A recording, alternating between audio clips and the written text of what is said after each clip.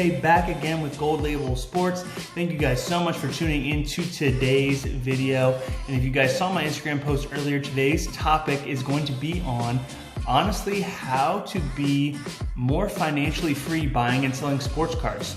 And just a little background on me, guys. I mean, I started literally, like I said in a bunch of my other videos, just with buying a bunch of cars upgraded, MJ's, LeBrons, back summer. I mean, I was looking at some of my numbers that I was purchasing these cars for. I'm talking 15 bucks for a 10, 20 bucks for a 10. These cars are now worth 120 bucks now, for an example. And I had about like 20 LeBrons, 20 MJs, a bunch of Jeters, and the list goes on. But I had to sell them, like I said, for some other stuff that came up last year. But now, I have a lot more wiggle room.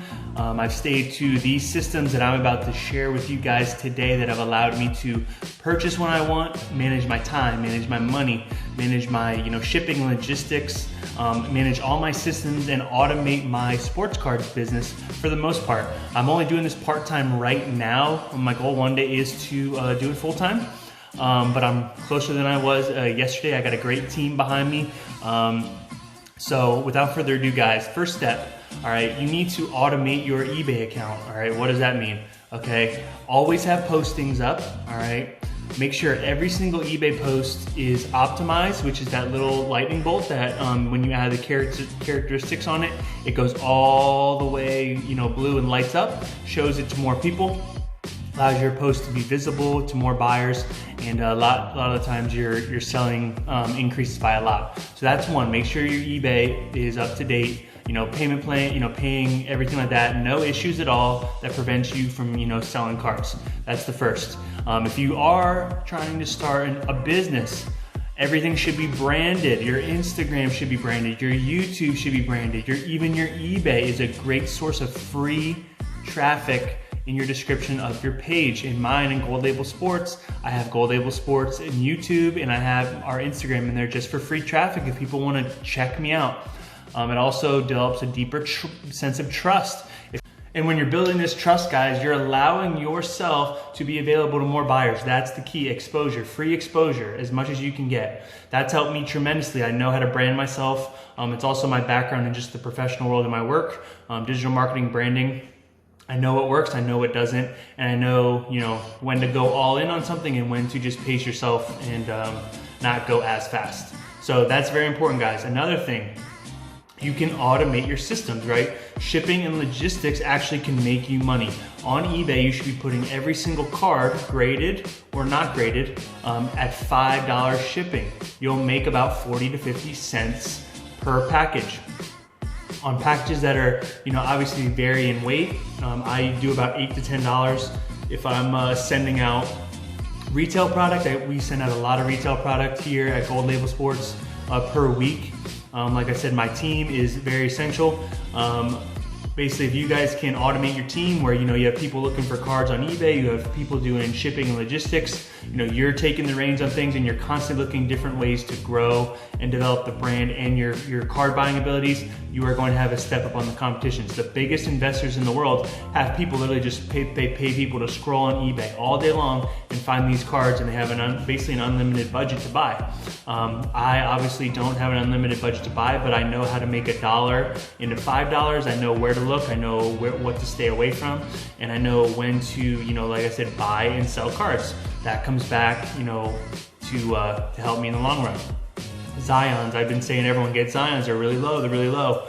Well, this past weekend they skirted up about $70 to $80 a card in some sets, and I sold some off. I took advantage of them because I know those cards are what those are meant for, to buy and sell and flip for cash on hand and to keep cash flowing through, to buy these better cards.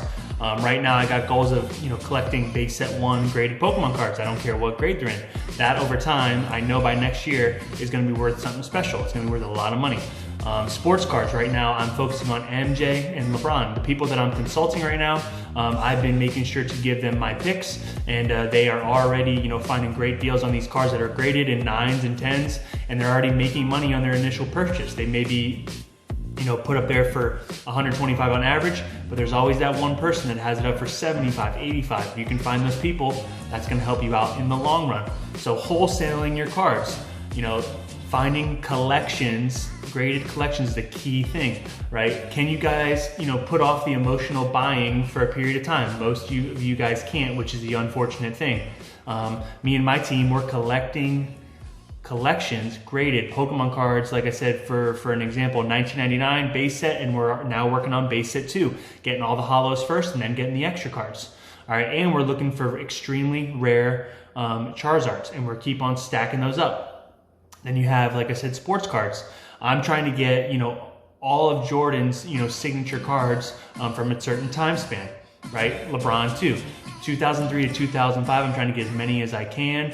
All right, they're lower now because he had an ankle sprain, so take advantage of that. Jordan, probably, in time with the Bulls where he's winning all those championships. Obviously his first and second year cards are very hard to get, extremely expensive, but those, middle of the tier cards that were in his time when he's winning championships, there's a lot of them are really low. There's a lot of specific cards that you guys can get now, even for $75, that are going to be worth $145 pretty soon, to be honest. They're going to be double probably by the end of the summertime. I keep on predicting that, and by the way the market analysis is going, that's going to happen just like that. I don't give you guys false information.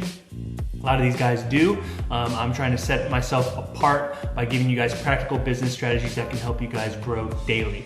And then the final thing, guys, box breaks, you guys can use this to an advantage. I don't personally do box breaks, but I do, have people looking for retail for me, and we have, connections over here. I'm in Charlotte. We have some connections over here, right? So we try, to, beat the crowds, beat the odds. We don't get all of it that we want, but we do get, a good amount where I can, flip them and keep that cash going through the system. So use the systems for your advantages, right? I'm here at any time. Like I said, I'm open, enrollment right now for coaching. A bunch of people did sign up, which is awesome. So I'm really looking forward to working with them, but I do have some open spots still. I'm sending out, my monthly report for March and April, my top picks and what I'm focusing on.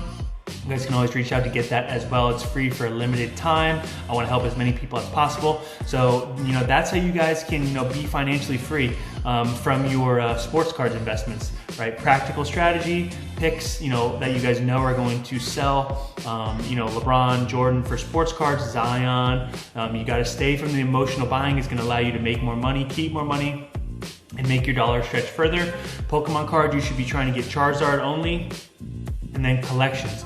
1999 to 2000, the quicker, the more cards you have of a collection, you can wholesale them, right, for a wholesale price. Wholesaling, you basically, I take, let's say Blastoise, Charizard, Venusaur, the 3 main starters. They're worth more together than apart, believe it or not. So if you can do that with certain cards, do an MJ lot, do a LeBron graded lot, anything like that, you're gonna make a lot more money too. And remember, if you do your research and you find cards that no one's heard of, you can set your price. You know it's worth, you know what it's gonna go for in the future, right? Trust in your gut feeling, trust in your thoughts. Me, I've absolutely trusted my gut, and I know what's valuable. Like I said, if I know a Pokemon card that's in graded case, no matter what it is, I know if it's in a certain year, it's going to be worth a lot more money once people catch on. Marvel cards, you got to stay ahead of the trends. I'm investing in a lot of Marvel, right? So because I have, my money in 3 separate areas. Okay, my money's in Marvel, Pokemon, and sports cards.